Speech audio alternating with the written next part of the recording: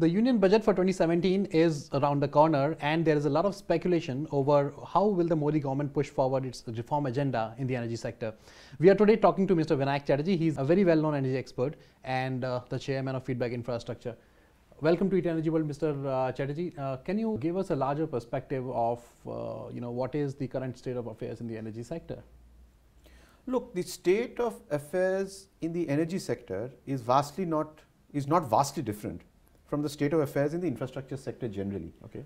For a minute, allow me to club the infrastructure sector together. Okay. We can then, of course, take energy separately.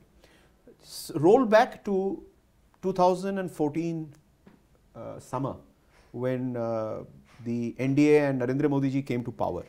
What was it looking like at that point of time? We had in the last 1 or 2 years of the NPA complete, shall we say, deceleration of both private investment as well as public expenditure. By the time this government settled down, by around August, September, they had kind of made up their view that PPP was not going to revive in the short to medium term. That was very clear, and they very clearly announced the policy of public expenditure being the pivot around which infrastructure is going to be revived. And if infrastructure gets revived, the multiplier effects are so heavy that the economy at a second derivative level would get revived. Do you see that happening? Well, so the question really is, so far the articulation on private sector is correct in a sense that they appointed the Kelkar committee to prepare a comprehensive list of steps to revive the private PPP and private investments. To answer your question, do you see that happening? Actually, from what I understand from public finances, even public expenditure this year is lower than last year. Okay, so that's a worrying situation. Okay. And I'm even saying pre-demonetization. I'm not even linking it to demonetization. Okay. Public expenditure has also actually not taken off the way it was envisaged. Okay. Does it mean that the government has not put in place the architecture for reviving public investments? There I would believe that the government has taken a lot of positive steps. Okay. There are two things the government can do. One is it can create institutional capacity in the PSU systems to push public expenditure. Okay. It can empower states to push public expenditure. And it can create off-budget vehicles so that public expenditure is not dependent only on the budget or what is popularly called the Consolidated Fund of India. Okay. Now let's review all these three. So far as, let's take the last one first. Has the government made efforts to look at resource raising outside the Consolidated Fund of India?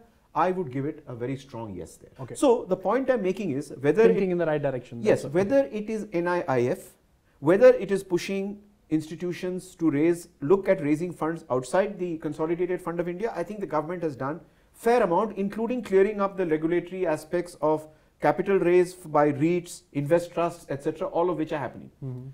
Next, let us look at creating capacity. In terms of creating capacity, a bunch of PSUs have been created or energized to undertake projects. Inland waterways, a new corporation has come up called the Port Rail Connectivity.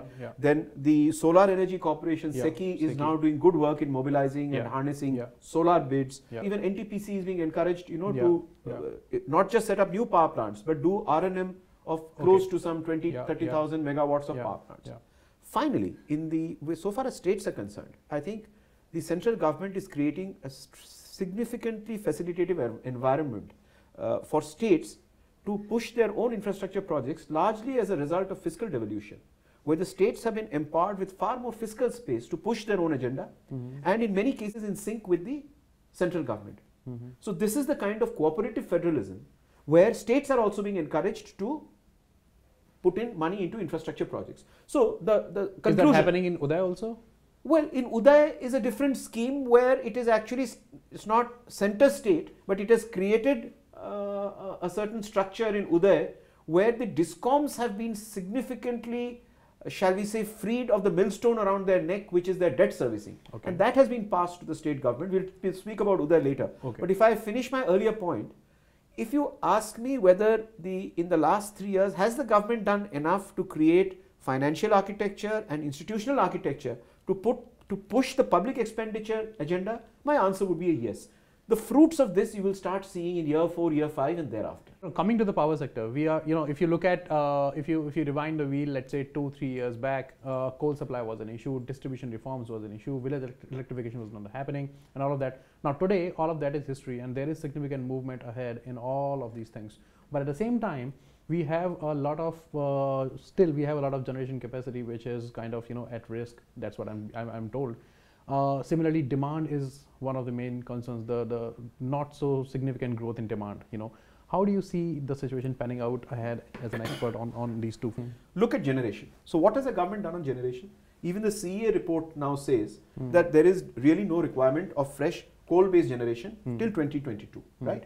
On gas, the government has made whatever was possible under its remit to get the idle and the stalled gas projects at least from being moribund to sputtering at about 35 to 40%. Okay. Lot more needs to be done to get gas sector up and running, Yeah. but the beginnings have been made. On generation, what has been the big push? It has been the big push on renewables. Okay. Largely solar and now increasingly wind, where the government has come up with creative packages to really push the renewables agenda. And I think there it's done a great job. It's a very visionary target by, the Prime Minister is pushing renewables as a very strong political economy and clean green platform, which just caught the attention of the world. And Shri Piyush Goyal under that has actually crafted a significant bunch of enthusiastic systems and structures and incentives and viability gap fund to push the agenda. Now let us move to transmission. I think India is blessed, as I have been told, that we now have a national transmission grid which is better than Europe's. Okay. Europe cannot transfer power freely between one country to the other. There are severe bottlenecks. Okay. But with the efforts of power grid, national transmission and many states, Yeah. our Indian power grid situation is such that technically we are a unified power market. And therefore, transmission to my mind is less of a macro problem. There are still pockets where a hydro project is not connected to the Okay. grid, Yeah. or taking time, or a particular solar project is still fighting to get full evacuation done. Yeah. Those Yeah. are Yeah.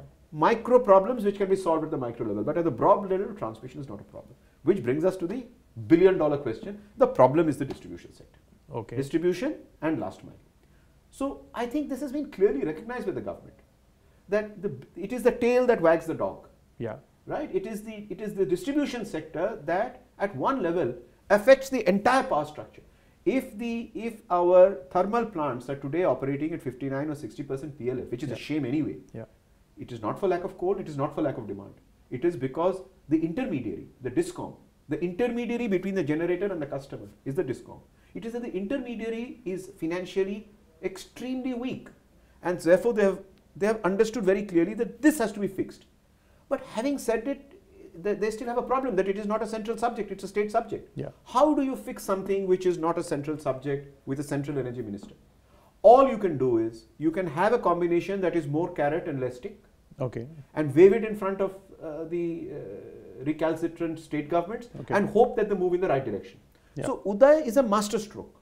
I mean, at one level, it removes the debt or burden of DISCOMs, and at the other level transfers it to the liabilities of the state government, so that they wake up and say, oh, this level of debt has come on the state books, we better do something about it, rather than sleeping on the job as they've been doing for 3 decades. Okay. Allowing Yeah. DISCOMs to bleed, saying hamara problem nahi hai, wo to Yeah. standalone corporation Yeah. hai, Yeah. and they will keep getting finance from the PSU banks and the PFCs and RECs and all that. Wo sab tamasha band ho gaya. All that khel has been stopped. It has significantly shaken up the finance departments of state governments to suddenly put their DISCOMs under a microscope and say, hello, what is happening under our nose? Okay. Theft, losses, bad collections, poor management practices, corruption, all of this has surfaced, otherwise which was conveniently brushed under the carpet. Okay. The DISCOMs have got relief, and at the same time they have been forced to sign a covenant, an undertaking that by 2019 they will be reducing their T&D losses to 15%, from levels as high as 43 to in some cases 60%. So Okay. therefore the problem has been addressed. It is also up to now to state governments to respond. A lot of states have already joined Uday. Yes. More than I think 16, 17, 18 Yeah. states. Now, and it has been around 2 years since Uday was launched. Yeah. Now, do you, for how long do we have to wait to actually see the results of, the fruits of the reform process on the ground? So, for example, what I'm saying is, Have we already started seeing We have. some of the results? The gap, the gap between ACS and It has. cost of supply, for example, coming down, or the AT&C losses coming down. Have we started seeing? South Delhi, Haryana Discom, Okay. Dakshin Haryana, Yeah. last month is the first time it's turned out a cash profit. Okay. AT&C losses, I believe, from Rajasthan to other states have started coming down. So let us wait till 2019 and see how close are people to actually hitting that rate of 15%. But the trends are all pointing in the right direction. Okay. Coming to the most important question. Just a few days later, the budget will be presented. What do you think are the top, let's say, 3, 4, 5 things that the government should keep in mind in the energy and the larger infra space to carry forward the reform agenda? There are two questions. The larger reform agenda in the infrastructure sector than energy sector. If you really ask me, let me address the broader question first. In this, I play a fairly active role in the Confederation of Indian Industry. I head their National Committee on Infra, and in that capacity, we have made a very strong recommendation to the government on this strategy called asset recycling. Okay. Now, what does asset recycling mean? If you go back to my earlier comments at the beginning of the interview, which said that the policy is public expenditure without burdening the Consolidated Fund of India. Okay. Am I right? Yeah. So, you have some of the largest PE funds of the world, pension funds, PE funds, provident funds from US, Canada, Scandinavia, Middle East, all hovering around, as you know, ready to pick up operating brownfield assets.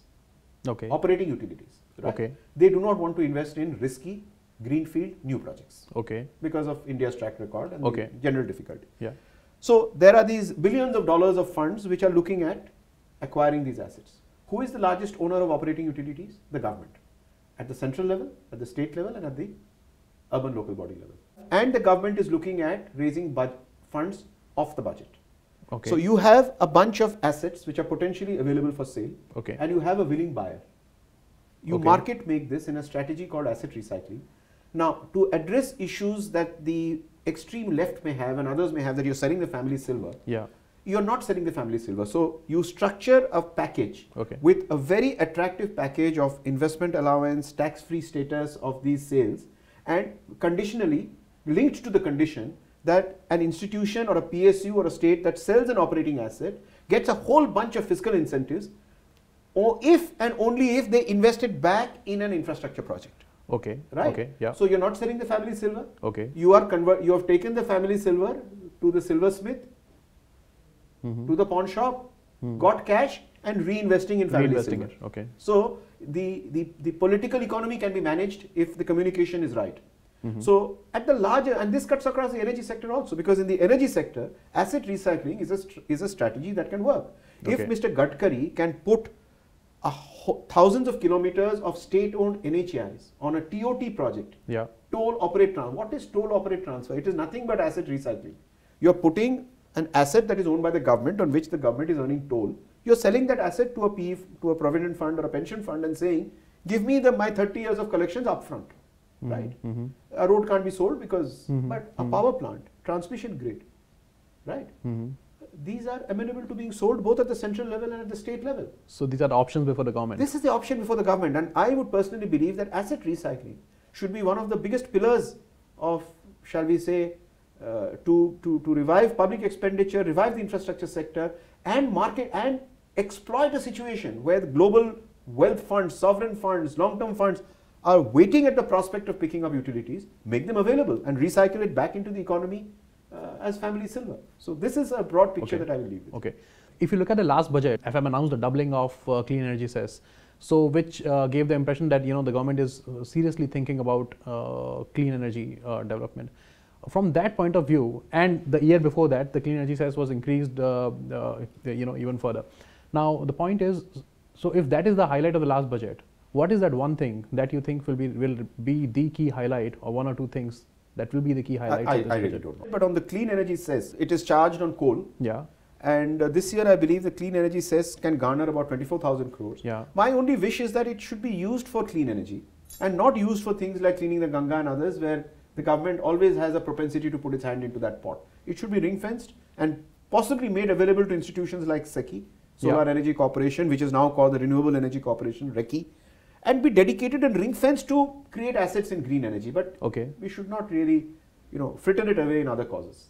Okay. But what to expect from the budget? I have a broad picture of this, of the thrust. Within that, I think to get investments going, things like investment allowance certainly is on the cards. It is on the cards? It's on the cards. I think investment allowance should be on the cards. In select sectors, I don't want to talk about capital subsidies, but increase in schemes like viability gap funding should be there on the cards. Okay. Let's see what happens. It's difficult to speculate.